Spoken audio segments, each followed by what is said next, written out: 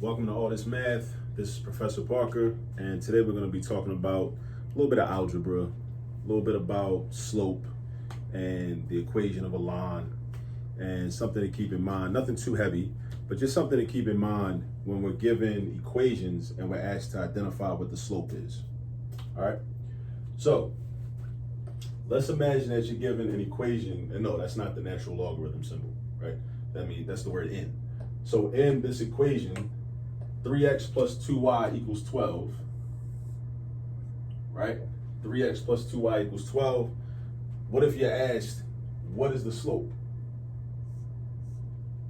Of course, the slope is the rate of change, right?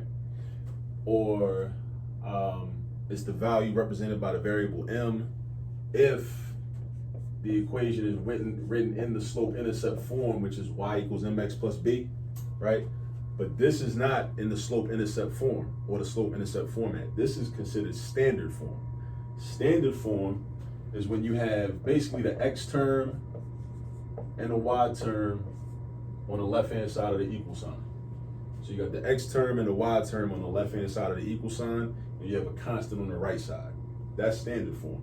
So what you always want to do, whenever you're given an equation of a line, you want to ask yourself, is this in standard form or is this in slope-intercept form? Or is it in point-slope form? Point-slope form is not as popular, at least not in the circles I run in, but you might see point-slope form sometimes, but most of the time you'll either see slope-intercept form, and it's called slope-intercept form because just looking right at it, you can tell what the slope is, because the slope is basically the coefficient of your x term, that's the slope, is represented by a lowercase m, and the intercept, which really means the y-intercept, is the number that's going to be at the end of the equation, which stands alone, right? Which is represented by the lowercase b. All right. Now over here in standard form, you have an x term and a y term, which have their own coefficients, and then you have a constant on the right. Now, in standard form, one of the things you could do is you could solve for y and make this look like slope-intercept form.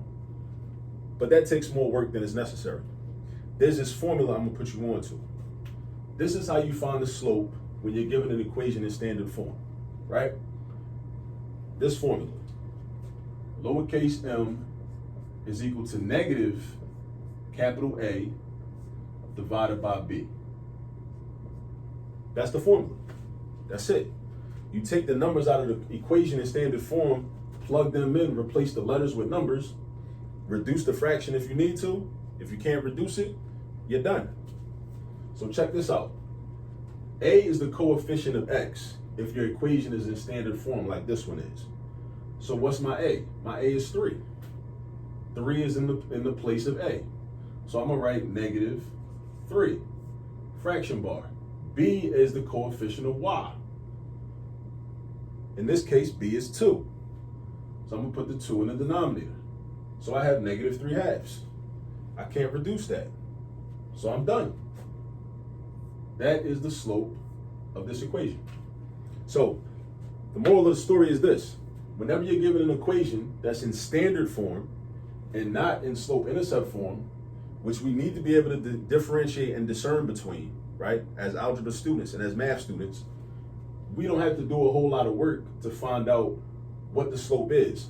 All we have to do is just remember this formula, memorize this formula, m equals negative a over b, negative capital A over capital B, that is, and just replace the numbers. And if you have to reduce the fraction, then reduce the fraction. All right, negative 3 halves. Thanks for tuning in. This has been All This Math. Please like and subscribe to the YouTube channel, #AllThisMath. You can use to find it, and tell a friend to tell a friend. See you later.